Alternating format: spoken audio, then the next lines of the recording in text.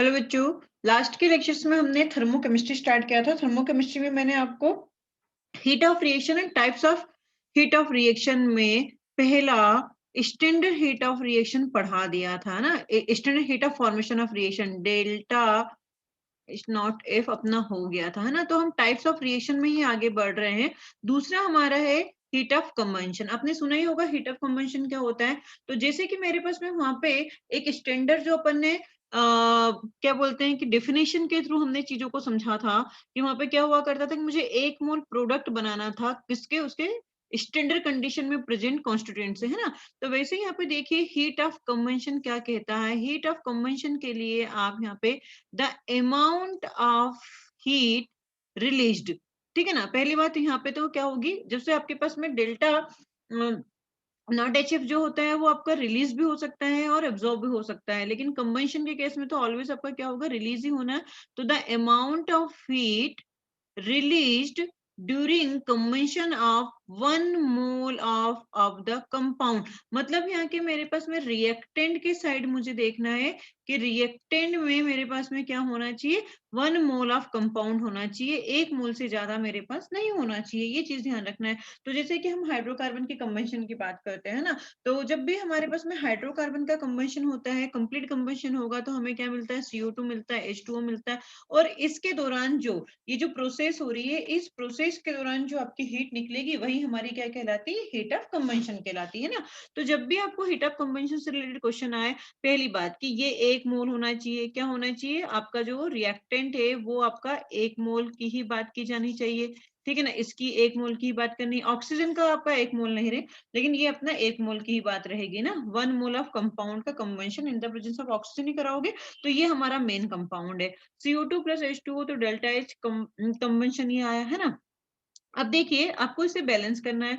Balance करोगे तो सबसे पहले आप क्या करोगे, कार्बन बैलेंस करोगे, उसके बाद में हाइड्रोजन बैलेंस करोगे, उसके बाद में ऑक्सीजन बैलेंस करोगे ना। ये बैलेंस करने का एक तरीका रहेगा आपका जब भी आप क्वेश्चन सॉल्व करोगे। अभी जो न्यूमेरिकल कराऊंगी तो समझ में आ जाएगा अपने को। तो यहाँ पे मेरे पास ये रहेगा। अगर जैसे कि मैंने ये रिएक्शन लिखी दूसरी वाली, H2 plus half O2 gives H2O, तो क्या मैं इसे हीट ऑफ कंबंशन बोले, तो हीट ऑफ कंबंशन में देखो मेरे पास में यहाँ पे क्या रहा, H2 आया, यस, हाफ O2 आया, हाँ, H2 आया, तो डेल्टा H कंबंशन हम बोल सकते हैं। लेकिन अगर मैं इसे ट्वाइस H2 लिख देती तो मेरे पास में ये क्या हो जाता है, 2 मोल हो जाता। तो उस केस में मेरे पास में हीट ऑफ कंबंशन नहीं, फिर हम बोलते हैं हीट ऑफ रिएक्शन, है ना। तो ये एक आपका डिफिनेशन और उसके साथ में क्या हो गया आपका, इसका एक प्रॉपर अंडरस्टैंडिंग हो गया कि what is the heat of combustion. Clear है। हीट रिलीज होगी तो ऑलवेज ये इसकी किस में आएगी, नेगेटिव में ही आएगी, मेक इट अ पॉइंट, ठीक है ना। इसमें आपको कोई डाउट नहीं होना चाहिए कि रिलीज हो रही है तो हमेशा नेगेटिव ही आएगा, ठीक है। अब एक क्वेश्चन देख लेते हैं ताकि और अपने को क्लियरिटी आ जाए। हेस लॉ याद रखना है ना। यहाँ पे आप जब भी क्वेश्चन सोल्व करोगे आपको सबसे पहले किसकी याद आनी चाहिए, हेस लॉ। हेस लॉ से आपके सारे क्वेश्चंस बनने वाले हैं बच्चों, है ना। देखो क्वेश्चन पढ़ो ध्यान से। क्वेश्चन क्या कह रहा, क्वेश्चन कह रहा है द एंथैल्पी, ये ई और भाग गया है, तो the enthalpy of formation of C2H4, है ना। The enthalpy of formation of enthalpy for the enthalpy of formation for C2H4 gas, CO2 gas and H2O liquid at 25 degrees Celsius and 1 atm pressure by 52 -94 and -20 आप respectively बोलोगे। The enthalpy of combustion of C2H4 gas will be. अब देखो बड़े ही ध्यान से हमें यहाँ पे इक्वेशन को लिखना और इक्वेशन को लिख के पूरा समझना होगा। क्या बोल रहा है, enthalpy of formation for C2H4, C2H4 के लिए दे रखा है 52, CO2 के लिए दे रखा है -94 और H2O के लिए रखा है -20 286 किलो जूल पर मोल, है ना। तो the enthalpy of combustion of C2H4, तो सबसे पहले आपको रिएक्शंस लिखना पड़ेगा। जो गिवन है वो तो आपको पता ही है कि C2H4 के लिए डेल्टा HF आपको दे रखा है 52, फिर मेरे पास में CO2 के लिए H2O के लिए दे रखा है -286 और आपके लिए CO2 के लिए दे रखा है -394 विथ साइन आप यहाँ पे लिख लें। इक्वेशन लिखें, कोई गड़बड़ नहीं करना, एकदम धीमे धीमे समझो, प्यार से समझ में आएगा। इक्वेशन क्या लिखोगे, हमारे पास में C2H4 आएगा, है ना, C2H4। ये किससे रिएक्शन करेगा? O2 के साथ में रिएक्शन करेगा। तो ये क्या बनाएगा? ये CO2 बनाएगा प्लस वाटर बनाएगा। अब ये इक्वेशन है, ये तो आपकी कॉमन इक्वेशन हो जाएगी भैया, सबके लिए हो जाएगी, है ना। कोई भी हाइड्रोकार्बन जब ऑक्सीजन के साथ में रिएक्शन करेगा तो मेरे पास में क्या बना लेगा? CO2 ने H2 बनाएगा। तो अब मैंने कहा था फिर ये करने के बाद में हमें क्या करना? बैलेंस करना। इक्वेशन लिख लो और उसके बाद में क्या करो? बैलेंस करो। बैलेंस में पहले कार्बन बैलेंस करो, उसके बाद में क्या बैलेंस करोगे? हाइड्रोजन फिर ऑक्सीजन। इधर कितने कार्बन है? 2। तो मेरे पास में इधर 2 वाटर के मॉलिक्यूल्स आ जाएंगे, हो गए। वाटर सॉरी 2 कार्बन के मॉलिक्यूल्स आ जाएंगे, यहाँ पे ट्वाइस CO2 आ जाएगा। तो मेरे पास कार्बन बैलेंस हुआ। अब क्या बैलेंस करें हम? हाइड्रोजन बैलेंस करें। देखो इधर कितने हाइड्रोजन है?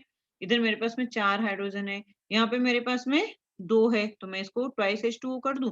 तो कार्बन बैलेंस हो गया, हाइड्रोजन बैलेंस हो गया। अब ऑक्सीजन बैलेंस कर लेते हैं। ऑक्सीजन मेरे पास में कितने हैं? यहाँ पे एक है इधर रिएक्टेंट साइड, और प्रोडक्ट साइड कितने? 4। तो यहाँ पे थ्राइस O2। तो ये अपनी बैलेंस रिएक्शन हो गई, है ना। बैलेंस करना सबसे पहले आना चाहिए, बैलेंस आप करना सीख लो। तो carbon hydrogen then oxygen balance करना याद रखें, पहले carbon then hydrogen then oxygen, make it a point, है ना। अब आपने ये बैलेंस कर लिया, तो इसके लिए हेस लॉ के अकॉर्डिंग देखो जरा, हमें यहाँ से मुझे डेल्टा एच आर क्या हो जाएगा? डेल्टा एच आर मेरे लिए क्या हो जाएगा? आपको याद है मैंने क्या बताया था? प्रोडक्ट की और रिएक्टेंट का आपको सम ऑफ करना होगा। तो मेरे पास में यहाँ पे प्रोडक्ट साइड क्या है, मतलब सबको क्या करना है? सम करना है। तो यहाँ पे देखिए मेरे पास में डेल्टा एच ऑफ CO2 दे रखा है, तो ट्वाइस कर दो, plus delta H of H2 दे रखा है, और यहाँ पे वाटर तो कोफिशिएंट से अपने को क्या करना है? इनटू करना है, मतलब रिएक्टेंट और प्रोडक्ट की चीजें देखो। तो ये हमारा प्रोडक्ट साइड है, ये हमारा रिएक्टेंट साइड है। तो याद करो कि मैंने आपको इस टाइप से एक रिएक्शन बताई थी कि आप क्या करो कि एक रिएक्शन मान लो और अल्फा बीटा गामा इस तरह से, और उसको क्या करा? सम ऑफ करना होता है ना। तो बस ये कुछ नहीं, delta H R is equal to, last के लेक्चर में देख लेना, समझ में आ जाएगा।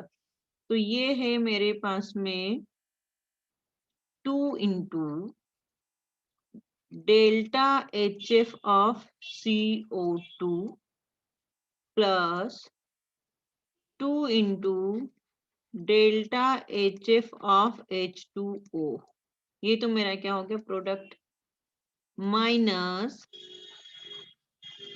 डेल्टा HF ऑफ C2H4, है ना, plus 3 into delta HF of O2। ये हम करेंगे। अब बचा ही क्या हमारे पास में? ये अगर चीजें समझ में आ गई किस तरह से लिखना है, तो आप प्यार से इसे लिख लो और आराम से वैल्यू पुट कर लो। तो मेरे पास में delta H R is equal to कितना हो जाएगा बेटा? 2 into delta H of CO2 कितना दे रखा है? माइनस का 394, तो माइनस 394 हुआ, ठीक है ना, प्लस में 2 इंटू कितना दे रखा है यहाँ पे? H2O का दे रखा माइनस 286। तो यहाँ पे हम लिख देंगे माइनस 286। उसके बाद में माइनस C2H5 लिख दिया, सॉरी मैंने यहाँ पे C2H4 के लिए कितना दे रखा है? 52 दे रखा है, तो 52 लिख दो, प्लस और ऑक्सीजन का आपका, अब जो ऑक्सीजन है ये तो हमारे लिए क्या है?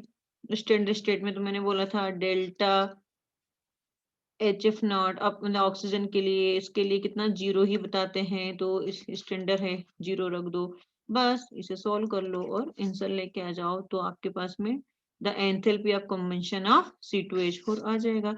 तो कुछ नहीं है सब हिट ऑफ रिएक्शन ही, आपके बस नाम, मतलब अकॉर्डिंग टू कंडीशन सिर्फ इसके नाम चेंज हो गए हैं, बाकी आपका सॉल्व करने का तरीका वही होगा। क्या मेरी बात समझ में आई? ये प्रेजेंटेशन अच्छे से आना चाहिए, लिखते आना चाहिए, तो अपना हो जाएगा अच्छे से। तो इसका जो आंसर आएगा वो आप ऐसे करके सॉल्व कर लोगे, है ना। और दूसरी बात, कन्वेंशन है तो बेटा यहाँ पे नेगेटिव में आएगा, आंसर किस में आएगा? नेगेटिव में आएगा, बस इस बात का ध्यान रखना। क्लियर? बढ़े आगे। एक और बेहतरीन क्वेश्चन हिट ऑफ कन्वेंशन से रिलेटेड, क्वेश्चन को पढ़े अच्छे से। the enthalpy of combustion of carbon and carbon monoxide are minus 390 kilojoule and minus 278 kilojoule respectively. The enthalpy of formation of CO in kilojoule. अब आपको यहाँ पे एक एक इक्वेशन को लिखते आना चाहिए. Enthalpy of combustion of carbon and carbon monoxide, मतलब दो रिएक्शन होगी, है ना. तो कार्बन जब O2 के साथ में रिएक्शन करेगा तो यहाँ पे CO2 बन जाएगा. Delta H R1, delta H हम यहाँ पे क्या लिख सकते हैं, डेल्टा H R1 आपको दे रखा है कितना, -390. फिर दूसरे में क्या बोल रहा है, एंड कार्बन मोनोऑक्साइड. तो कार्बन मोनोऑक्साइड O2 के साथ में रिएक्शन करेगा, CO2 बनाएगा, ठीक है ना. तो यहाँ पे हम क्या लिखेंगे, डेल्टा H R2 जो हो जाएगा वो दे रखा है -278 किलो जूल में दे रखा है ना. तो आप यूनिट्स एक बिल्कुल प्रॉपर तरीके से लिखें. फिर आगे बोलता है the enthalpy of formation of CO. अब दो रिएक्शन दी गई थी, तो आपको बताया गया है जब दो रिएक्शंस दी गई है स्टोइकोमेट्री से किस तरह से आपको फैक्टर अफेक्टिंग चेक करना है. तो यहाँ पे मेरे पास में पहले तो बैलेंस कर लो. तो ये मेरा कार्बन जो है वो ग्रेफाइट लिखा नहीं लेकिन ग्रेफाइट फॉर्म में होगा, ध्यान रखें.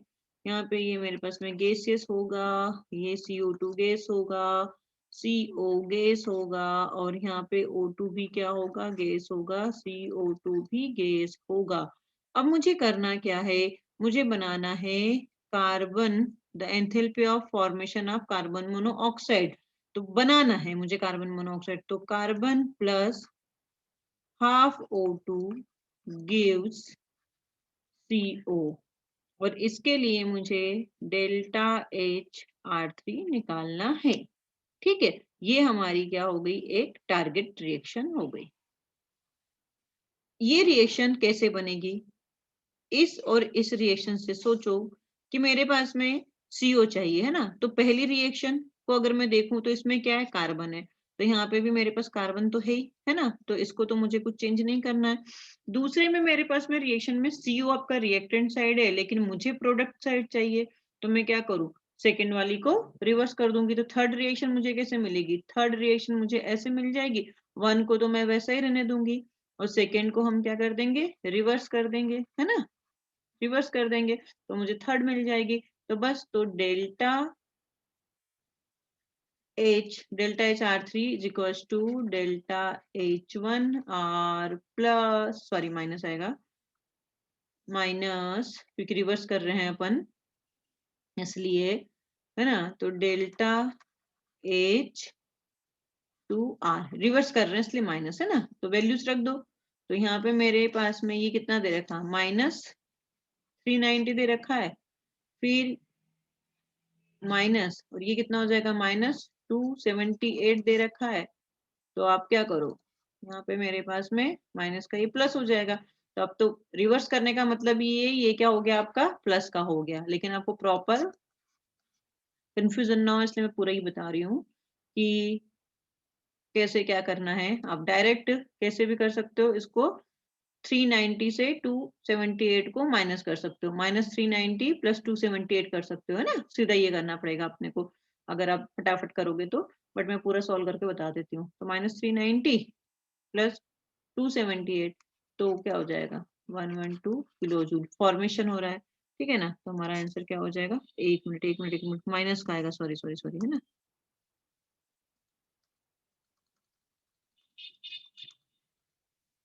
तो -112 किलो जूल. जल्दबाजी में गड़बड़ हो जाएगी जैसे अभी हुई, ये ध्यान रखना, है ना. तो माइनस का आ जाएगा, है ना. तो आपको factor affecting of heat of reaction जो बताई गई थी उस पर एक बार कमांड होनी चाहिए. तो इसके लिए आप पहले, अगर आप डायरेक्ट ये लेक्चर देखोगे तो समझ में नहीं आएगा, फर्स्ट लेक्चर जाके देखना पहले, फिर ये चीजें समझ में आएगी. ठीक है, बढ़े आगे. एक और क्वेश्चन देखिए जरा, हीट ऑफ कंबंशन से रिलेटेड ही क्वेश्चन क्या कहता है. क्वेश्चन हमारा कहता है कि the enthalpy of combustion at 25 degrees Celsius of H2.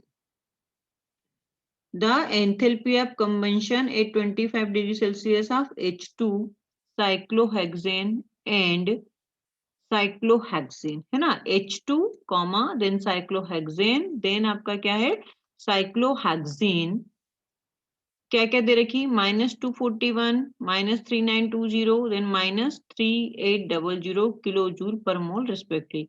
तो the heat of hydrogenation of cyclohexane. Again कुछ नहीं करना है, प्रॉपर रिएक्शन लिखते आनी चाहिए. पहले क्या बोल रहा है, the enthalpy of combustion of H2, मतलब अपने को H2 को जलाना है. सिंपल सी बात, पहला H2 को जलाना है, मतलब आपके पास में ये 1 मोल ही होना चाहिए, इसलिए मैं हाफ O2 लिखूंगी. ठीक है ना भाई. तो यहाँ पे मेरे पास में क्या आया H2O. तो यहाँ पे मेरे पास में क्या हो जाएगा डेल्टा H1R. ठीक है ना, ये दे रखा है आपका -241. सिंपल. दूसरे बाद में क्या है साइक्लोहेक्सेन, मतलब C6H12 की बात कर रहा है. O2 के साथ में रिएक्शन करेंगे, CO2 बनाएंगे प्लस वाटर बनाएंगे, बैलेंस करेंगे. बैलेंस करो, यहाँ पे कितने 6 है, तो यहाँ पे भी कितने हो जाएंगे आपके पास में 6 है ना. कार्बन बैलेंस करो पहले, 6 कार्बन हो गए. ठीक है ना, फिर हाइड्रोजन बैलेंस करो, तो मेरे पास में यहाँ पे कितने हाइड्रोजन है 12, तो ये कितने हो जाएंगे 6 हो जाएंगे. ठीक है ना. अब क्या कर लो ऑक्सीजन बैलेंस कर लो. तो इधर मेरे पास में 2 है और इधर कितने मेरे पास में 12 है. सॉरी, हाइड्रोजन यहाँ पे मेरे पास 12 है ना. तो यहाँ हाइड्रोजन मेरे 12 हो गए ना, हाइड्रोजन तो बैलेंस हो गया. अब ऑक्सीजन बैलेंस करना है, ऑक्सीजन ऑक्सीजन.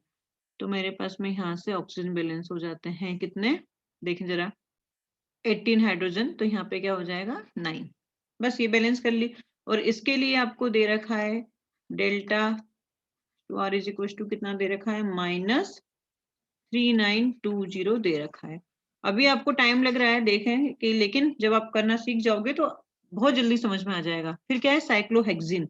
साइक्लोहेक्सिन के लिए भाई है ना, साइक्लोहेक्सिन के लिए उसने आगे, एक मिनट है ना, इसके लिए 3920 दे रखी है बिल्कुल. फिर हम बात करेंगे C6H10 के लिए O2 के साथ में रिएक्शन कराओगे, बैलेंस बाद में करना है ना, CO2 प्लस H2 बना दो. तो अब बैलेंस कर लो, पहले हमारे पास में कार्बन बैलेंस करना है, ये 6 हो जाएगा. कार्बन बैलेंस करने के बाद में क्या करना है हाइड्रोजन बैलेंस करना है. हाइड्रोजन इसके इधर कितना है 10 है, मतलब यहाँ पे क्या हो जाएगा 5 हो जाएगा. तो अब यहाँ पे आपके पास में ऑक्सीजन बैलेंस करने के लिए आपको क्या करना पड़ेगा, यहाँ पे 17/2 लिखना पड़ेगा. इसीलिए बोला था कि पहले कार्बन फिर हाइड्रोजन देन ऑक्सीजन. तो यहाँ पे क्या हो जाएगा delta H R3 is equal to -3800. अब वो बात क्या कर रहा है, वो बोल रहा है heat of hydrogenation of cyclohexene, मतलब इसके लिए मुझे हीट ऑफ हाइड्रोजनेशन करनी है. तो हमारे लिए टारगेट रिएक्शन कौन सी हो जाएगी, मतलब फोर्थ वाली रिएक्शन, वो मेरे लिए हो जाएगी C6H10, sorry wait a second, yes है ना. तो टारगेट रिएक्शन लिख लो जल्दी से, लिख ली target reaction. C6H10 plus H2 gives C6H12. तो इसके लिए मेरे पास में डेल्टा HR4 क्या हो जाएगा, ये कैलकुलेट करना है मुझे. तो देखो मुझे ये टारगेट रिएक्शन, आपको बस ये यहाँ तक पहुंचना है, मेरा काम यहाँ तक खत्म हो गया. अब आगे आपको सोचना है, क्या सोचना है कि मुझे ये चाहिए. तो बस यार स्टोइकोमेट्री का जो मैंने फैक्टर ऑफ इफेक्टिव बताया था उसमें 3 केस बताए थे मैंने, मुझे ये चाहिए. तो आप देखो तीनों रिएक्शन में ये कहाँ है, ये इधर आ गया. तो ये रिएक्टेंट साइड है, मतलब थर्ड वाली रिएक्शन तो आपकी वैसी की वैसी रहेगी. फर्स्ट वाली रिएक्शन में मेरे पास में क्या है, अच्छा मैंने यहाँ पे H2O लिख दिया, सॉरी यहाँ पे H2O नहीं आएगा, सिर्फ H2 आएगा. तो आप देखें कि मेरे पास में पहली वाली रिएक्शन में H2 रिएक्टेंट साइड है, ये भी रिएक्टेंट साइड, मतलब पहली भी वैसे ही रहेगी, थर्ड भी वैसे ही रहेगी. फिर हम ढूंढते हैं C6H12. C6H12 आपको यहाँ पे मिला, लेकिन यहाँ पे ये इधर है, ये रिएक्टेंट साइड है, ये प्रोडक्ट साइड है, मतलब सेकंड वाली को मुझे क्या करना है रिवर्स करना है बस. तो जब फोर्थ वाली रिएक्शन मुझे चाहिए तो 1 को वैसे ही रखो है ना, सेकंड वाली को क्या करो रिवर्स कर दो, और फिर थर्ड वाली को वैसे ही रखो, और इन सब की जो वैल्यूज गिवन है उनको ऐड कर दो, आपका आंसर आ जाएगा. है ना आसान। तो अगर आप यहाँ पे करते हो ऐसा, तो मेरे पास में फर्स्ट को वैसा का वैसा ही रखा, तो ये -241 प्लस, फिर मेरे पास में सेकेंड वाली को मुझे रिवर्स करना है, रिवर्स करना है मतलब माइनस है तो प्लस है, तो यहाँ पे हो जाएगा 33920, माइनस लास्ट वाले को वैसे ही रखना 3800, तो बस यहाँ से आंसर निकाल लो, कितना आ जाएगा -121 किलो जूल पर मोल। पर ध्यान रखें कि जो यूनिट है वही यूनिट आपको है ना, तो मेरे पास में यहाँ पे कितना जाएगा माइनस का ये 121 किलो जूल पर मोल। तो इस तरह से अपने को करना है, ठीक है। बढ़े आगे, स्क्रीनशॉट ले लो इसका। अब हीट ऑफ कंबंशन के बाद में हम बात करते हैं हीट ऑफ डाइल्यूशन की और एंथैल्पी ऑफ ट्रांजिशन की। बड़ा ही आसान है, देखो हीट ऑफ डाइल्यूशन। अब डाइल्यूशन का मतलब क्या होगा बच्चों, यहाँ पे आप ध्यान से समझो। डाइल्यूशन का मतलब क्या होगा कि आपका कंसंट्रेशन पहले ही कुछ बना हुआ है ना, जैसे मैंने आपको 1 ऐसा मैं बोल सकती हूँ कि कंसंट्रेशन बना हुआ, इसका मतलब क्या है कि 1 मोलर HCl, मतलब मैंने पहले ही आपका कुछ एक सॉल्यूशन बना रखा है, प्रिपरेट सॉल्यूशन है ना, आपका सॉल्यूशन क्या है पहले से बना हुआ है, उस सॉल्यूशन में आपने पानी डाल दिया, ठीक है ना। तो पहले हुआ होगा कि इसकी कंसंट्रेशन C1 होगी, जब पानी डाल दिया तो कंसंट्रेशन C2 हो गई, तो C1 से C2 तक पहुंचने में जो आपकी एंथैल्पी लगेगी उसी को हम क्या बोलेंगे, हीट ऑफ, क्या बोलेंगे, हीट ऑफ डाइल्यूशन। क्या मेरी बात समझ में आ रही है? हीट ऑफ डाइल्यूशन का मतलब क्या होगा, हीट ऑफ डाइल्यूशन का मतलब यही होगा कि आपको किसी एक कंसंट्रेशन से दूसरे कंसंट्रेशन में पहुंचने में, लेकिन ध्यान ये रखना है कि आपको सॉल्यूशन पहले से बना हुआ है, क्योंकि एक होता है आपका एंथैल्पी ऑफ सॉल्यूशन है ना, तो वहां पे सॉल्यूशन बना हुआ नहीं रहता है, तो कंफ्यूज नहीं होना। तो देखिए, the enthalpy change when a solution containing 1 mole of solute is diluted from one concentration to another, ठीक है ना। आपने कोई भी, जैसे अपन बोलते थे मिक्सिंग करते थे, डाइल्यूट कर देते, तो डाइल्यूट करने पर क्या होता है कि पहले इतना था N1V1 is equal to N2V2 जो अपन करते थे ना, तो बस ये वही वाला है। तो उस दौरान मतलब अगर मैं बोलूं कि मेरे पास में HCl है और अब उसमें मैंने वाटर ऐड कर दिया और डाइल्यूट करने के बाद में, तो अभी हो सकता है इसकी कंसंट्रेशन C1 हो, अब इसकी कंसंट्रेशन C2 हो गई हो, तो बस C1 से C2 तक जो चेंजेस हुआ है ना, वन कंसंट्रेशन से अनदर कंसंट्रेशन, इस प्रोसेस में जो आपको हीट लगेगी, उसी जो हीट लगेगी मतलब जो हीट चेंज होगी वही हमारी क्या होगी, एंथैल्पी ऑफ डाइल्यूशन। बड़ा ही आसान है ना। एंथैल्पी ऑफ ट्रांजिशन, ट्रांजिशन का मतलब क्या होता है, एक एलोट्रोपिक फॉर्म से दूसरे एलोट्रोपिक फॉर्म में चेंज होना, लेकिन उसके लिए क्या है 1 मोल।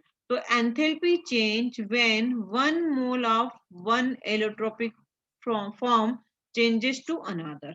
बड़ा ही आसान है कि कुछ नहीं, जब आपका एंथैल्पी ऑफ ट्रांजिशन, ट्रांजिशन का मतलब किसे, एलोट्रॉप। तो जब जैसे कि ग्रेफाइट से डायमंड, तो ग्रेफाइट से डायमंड के बनने में जो आपको एनर्जी या एंथैल्पी चेंज होगा उसी को हम क्या बोलेंगे, एंथैल्पी ऑफ ट्रांजिशन। तो मैंने कहा ना कि बस नाम अलग होते हैं, बाकी आपकी सारी चीजें एक जैसी, मतलब हीट ऑफ रिएक्शन ही है, बस जो प्रोसेस हो रही है उस प्रोसेस के अकॉर्डिंग हमारे नाम चेंज हो गए हैं, है ना। तो बहुत ही आसान है, आगे बढ़े। नेक्स्ट है हमारे पास में एंथैल्पी ऑफ हाइड्रेशन। अब नंबर देखते रहना कौन से नंबर का है, एंथैल्पी ऑफ हाइड्रेशन। अब हाइड्रेशन जो होता है बच्चों, पहले सुन लो ध्यान से ना, हाइड्रेशन जो होता है वो 3 टाइप से हम बोल सकते हैं कि 3 टाइप से हाइड्रेशन होगा। 3 टाइप से आप लिख सकते हो एंथैल्पी ऑफ हाइड्रेशन को। पहला आप ये बोल सकते हो कि मेरे पास में कोई एक एनहाइड्रस सॉल्ट था, क्या था, कंप्लीट एनहाइड्रस था, मतलब आपके पास में जैसे CuSO4 में बोल दूं तो एनहाइड्रस सॉल्ट है, तो CuSO4 को अगर मैं वाटर के साथ में रिएक्शन करवाऊं तो ये स्टेबल, इसका जो हाइड्रेटेड सॉल्ट होगा उसमें जाएगा। तो इसका स्टेबल हाइड्रेटेड सॉल्ट क्या है आपका, इसका होगा आपका ब्लू विट्रोल बनना। तो ये कितने 5 वाटर मॉलिक्यूल के साथ में रिएक्शन करेगा, CuSO4.5H2O बना देगा, है ना। तो इस दौरान जो आपको एंथैल्पी में चेंजेस आएगा उसे हम क्या बोलेंगे, एंथैल्पी ऑफ हाइड्रेशन। तो एक तरीका तो ये हो गया कि एकदम आपका एनहाइड्रेट सॉल्ट था, उस एनहाइड्रेट सॉल्ट को आप स्टेबल हाइड्रेटेड फॉर्म में चेंज कर रहे हो, तब जो एनर्जी में चेंज आएगा उसे हम बोलेंगे एंथैल्पी ऑफ हाइड्रेशन। दूसरा ये हो सकता है कि आपका जो सॉल्ट है वो एनहाइड्रस सॉल्ट ना होके, मतलब कंप्लीट ना होके पार्शियली एनहाइड्रस हो, क्या हो, पार्शियल एनहाइड्रस हो। जैसे CuSO4 डॉट थ्राइस H2O, तो ये पार्शियल एनहाइड्रस हो गया। तो जब आप इसके साथ में इसका हाइड्रेशन करवाओगे तो आपको क्या मिलेगा, CuSO4 अगेन वही स्टेबल बन जाएगा, है ना। तो आप बोल सकते हो ये दोनों एक ही बात है। तो आप अलग अलग भी बोल सकते हो इसे, कि एक में कंप्लीट एनहाइड्रस था, एक में आपका पार्शियल एनहाइड्रस था, और दूसरा केस आपका क्या हो सकता है कि किसी आयन का हाइड्रेशन। तो उसी को मैंने लिखा है, आप आराम से पढ़ लो। क्या लिखा है, हाइड्रेशन ऑफ एनहाइड्रस और पार्शियली हाइड्रेटेड सॉल्ट, ठीक है ना।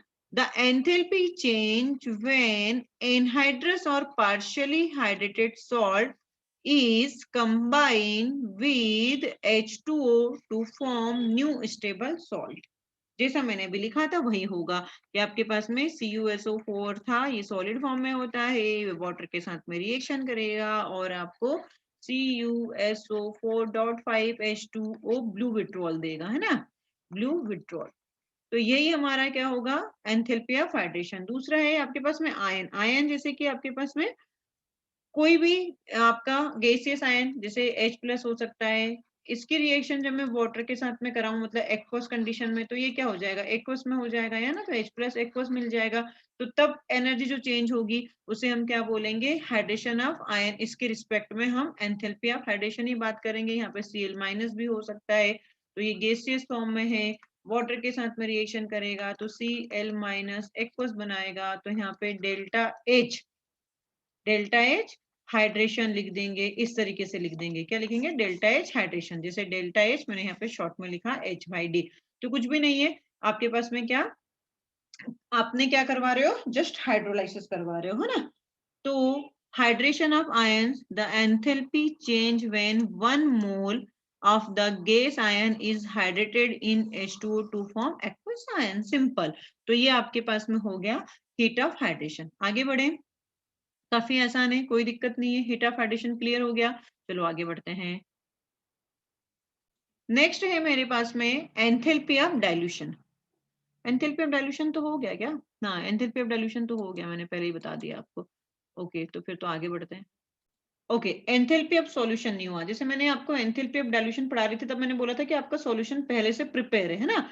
यहाँ पे एंथैल्पी ऑफ सॉल्यूशन मतलब अभी अपना सॉल्यूशन बना नहीं है, ठीक है। तो the enthalpy change when 1 mole of substance is dissolve in excess of H2O। मतलब आपने जैसे कि CuSO4 ले लिया, सॉलिड फॉर्म में है, और आप उसे क्या कर रहे हो, वाटर में डिसॉल्व कर रहे हो। तो अभी आपने पास में सॉल्यूशन बना ही नहीं था, तो इनिशियली आप सॉल्यूशन बना ही रहे हो ना। तो the enthalpy change when 1 mole of substance is dissolve in excess of H2O is known as enthalpy of solution, और इसे डेल्टा एच सॉल से रिप्रेजेंट करते हैं। जैसे HCl प्लस Aq, है ना, आपने वाटर के साथ में रिएक्शन करी, HCl, अब ये गैसेस फॉर्म में भी हो सकता है, सॉलिड फॉर्म में भी हो सकता है, तो डेल्टा एच सॉल बोल देंगे, ठीक है ना। दूसरा है हमारे पास में एंथैल्पी ऑफ आयोनाइजेशन। तो या हम इसे क्या बोलेंगे, डिसोसिएशन। तो आयनाइजेशन मतलब आप आयंस में ब्रेक कर रहे हो सिंपली। तो ये आप एसिड बेस रिएक्शन को बहुत अच्छे से यहाँ पे लिख सकते हो। जैसे the heat required to break 1 mole of acid और बेस, तो Ha तो Ha+ और A- में आएगा, तो हमें डिसोसिएशन बोला। तो इस दौरान जो हीट में चेंजेस आएगा उसे हम क्या बोलेंगे, एंथैल्पी ऑफ डिसोसिएशन या एंथैल्पी ऑफ आयनाइजेशन। जैसे बेस BOH आया तो B+OH- आएगा, तो डेल्टा H डिसोसिएशन या फिर डेल्टा H ऑफ आयोनाइजेशन बोल सकते हो, कोई दिक्कत नहीं है, ठीक है ना। ये हो गया। अब कुछ न्यूमेरिकल्स देख लेते हैं भाई। देखिए स्क्रीन पे आपको एक क्वेश्चन दिख रहा होगा, द हीट ऑफ, क्वेश्चन को अच्छे से पढ़ो पहले, the heat of solution, the heat of solution of anhydrous CuSO4, anhydrous CuSO4 and hydrated CuSO4, ठीक है ना। ये एनहाइड्रस है, ये हाइड्रेटेड है, are 66.5 and 117 kilojule per mole respectively. Calculate the heat of hydration of CuSO4 to CuSO4.5H2O। तो पहले उसने जो बोला है उसको लिखते हैं। सी आपका क्या है, एनहाइड्रेट CuSO4 है, तो लिख लो आप उसके लिए। एनहाइड्रस मतलब वाटर नहीं है, ये सॉलिड फॉर्म में है, वाटर के साथ में रिएक्शन कर लियो, CuSO4 बना दो एक्वस, ठीक है ना। तो यहाँ पे मेरे पास में क्या आ जाएगा, डेल्टा R H1 जो कि दिया है मुझे कितना -66.5। दूसरा क्या बोल रहा है वो CuSO4.5H2O। तो यहाँ पे भी क्या बन जाएगा CuSO4 एक्वस, ठीक है ना, बहुत सारा पानी आ गया। तो डेल्टा H2R कितना दे रखा है आपका 11.7 दे रखा है, ठीक है। हमें चाहिए क्या, हमें चाहिए CuSO4, calculate the heat of hydration. CuSO4 से CuSO4.5H2 करना है मुझे। तो ये 5H2O के साथ में रिएक्शन करेगा, तो यहाँ पे मुझे मिलेगा CuSO4.5H2O, ठीक है ना भाई। तो यहाँ पे मुझे इसके लिए निकालना है डेल्टा HR3, ये मुझे कैलकुलेट करना है।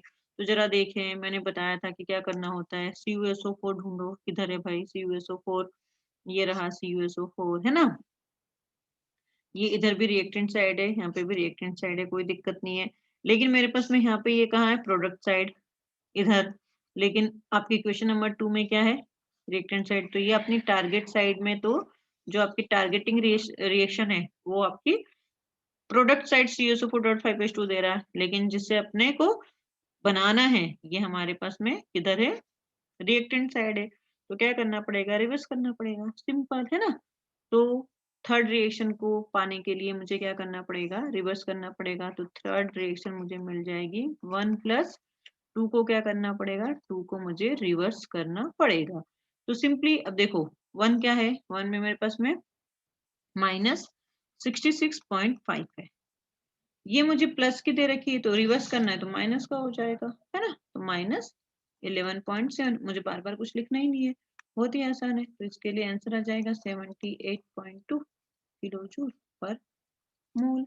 बस यही आपका आंसर है, ले लो स्क्रीनशॉट इसका। बढ़े आगे।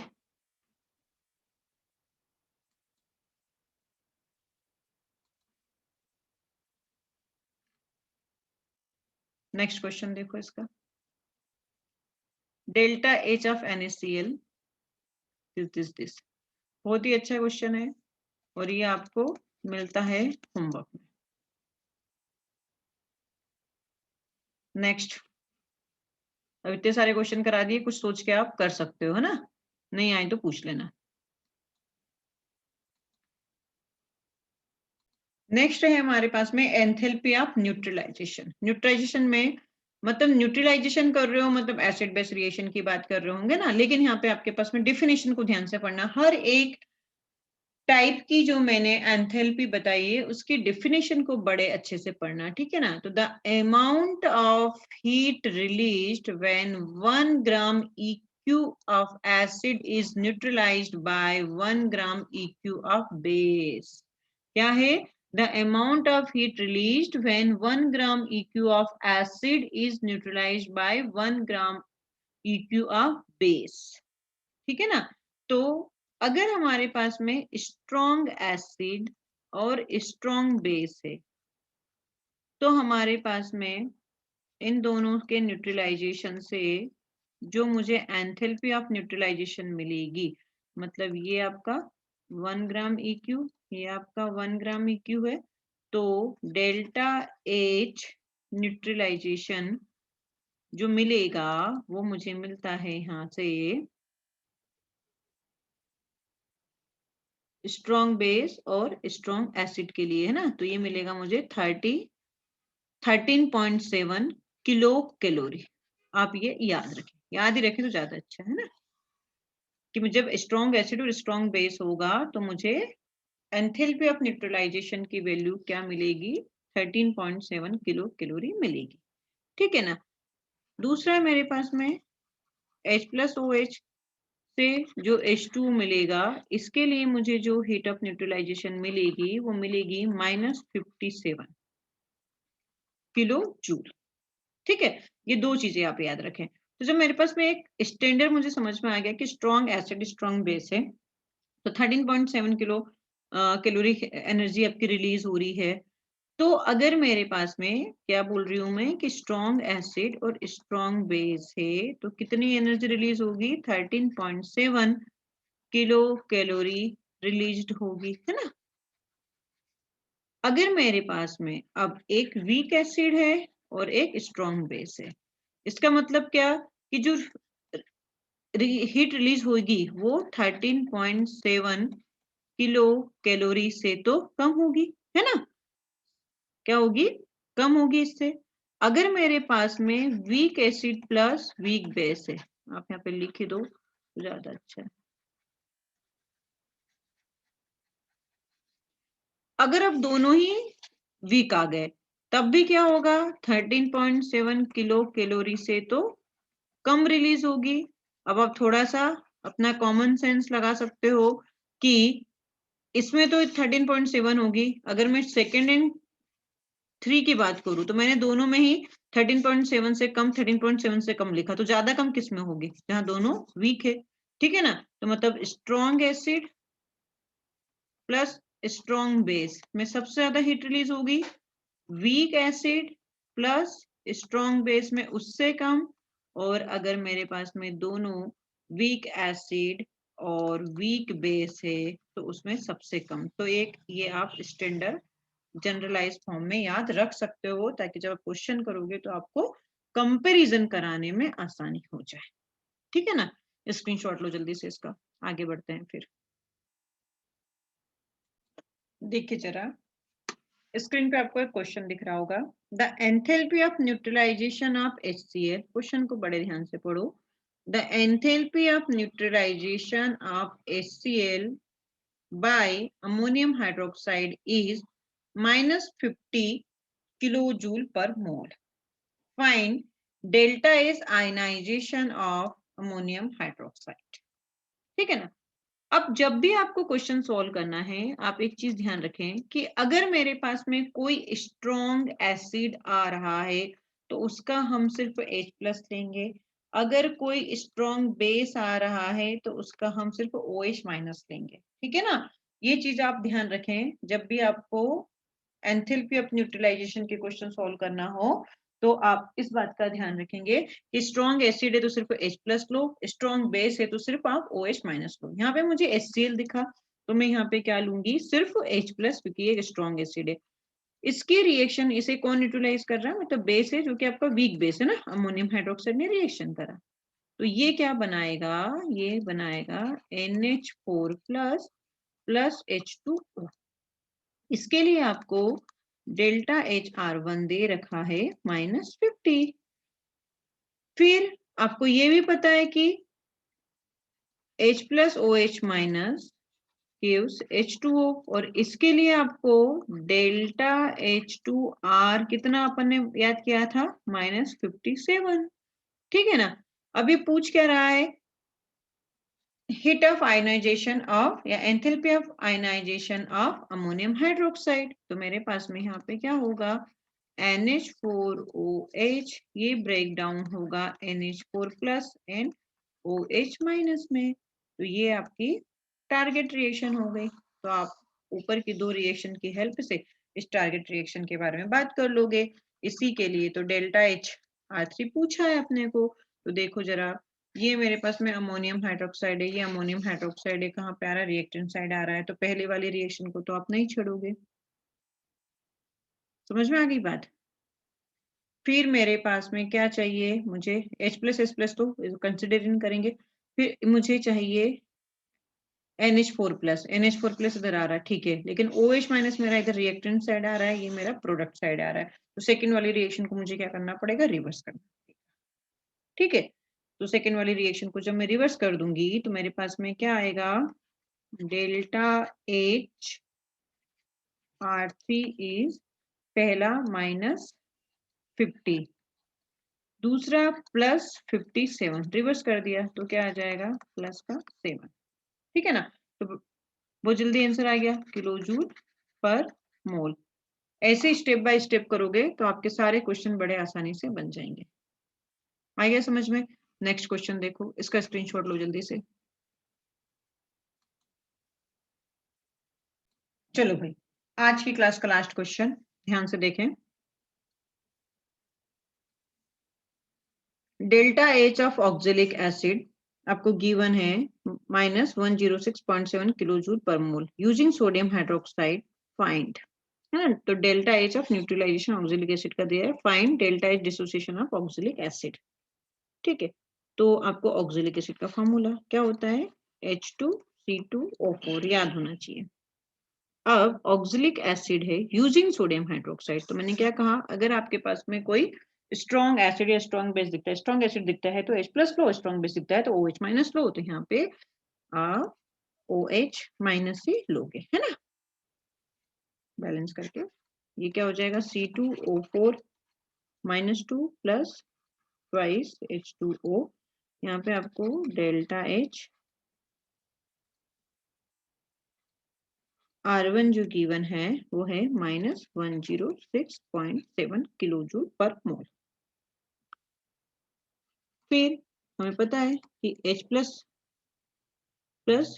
न्यूट्रलाइजेशन के लिए तो ये आएगा आपका H2O। अब इसके लिए मुझे क्या चाहिए, delta H2R is equal to -57, ये याद रखना है हमें। इसके लिए मतलब थर्ड रिएक्शन जो है, टारगेट रिएक्शन डिसाइड करनी है, तो टारगेट रिएक्शन मेरी क्या होगी, इसको डिसोसिएट करना है, C2O4 ये किस में डिसोसिएट होगा, ट्वाइस H प्लस C2O4 -2, है ना, ये डिसोसिएट हो गया। तब इसके लिए आपको कैलकुलेट कर लेना है। अब देखो H2C2O4 इधर ही है, ये भी इधर ही है ना, फिर मेरे पास में यहाँ पे C2O4 -2 प्रोडक्ट प्रोडक्ट, ठीक है, मेरे पास में दिक्कत यहाँ आ रही है, ये मेरा रिएक्टेंट साइड है, ये इधर प्रोडक्ट साइड है, तो रिएक्शन 2 को आपको क्या करना पड़ेगा, रिवर्स करना पड़ेगा। तो आपके पास में delta H dissociation of oxalic acid कैसे निकालोगे, फर्स्ट वाले को तो वैसे ही रहने दिया अपन ने, है ना, और सेकेंड वाले को रिवर्स कर दिया, मतलब -106 प्लस। अब एक चीज और ध्यान रखनी है कि यहाँ पे मेरे पास में एक H+ है, यहाँ पे मेरे पास में 2H+ है, तो इसको 2 इंटू कर देंगे, तो 2 इंटू 57, तो यहाँ से मेरे पास में आ जाएगा इसका आंसर 7.3। तो बस साइन का आपको बहुत अच्छा ध्यान रखना है कि प्लस का आएगा कि माइनस का आंसर आएगा, तो यहाँ पे कितना आ जाएगा आपका +7.3 आ जाएगा, हीट ऑफ न्यूट्रलाइजेशन या heat of dissociation, sorry heat of dissociation, neutralisation नहीं है ना। तो यहाँ पे मेरे पास में हीट ऑफ डिसोसिएशन, अब डिसोसिएट कर रहे हो तो ध्यान रखना डिसोसिएशन में मुझे जो आंसर है वो किसी चीज को तोड़ो तो एंडोथर्मिक रिएक्शन है, तो मेरे पास में क्या आना चाहिए, प्लस में ही आना चाहिए। ठीक है, तो ये आपका types of heat of reaction में। अब कुछ चीजें बची से बॉन्ड एनर्जी, रेजोनेंस एनर्जी, वो अपन नेक्स्ट लेक्चर में कंटिन्यू करेंगे। Thank you.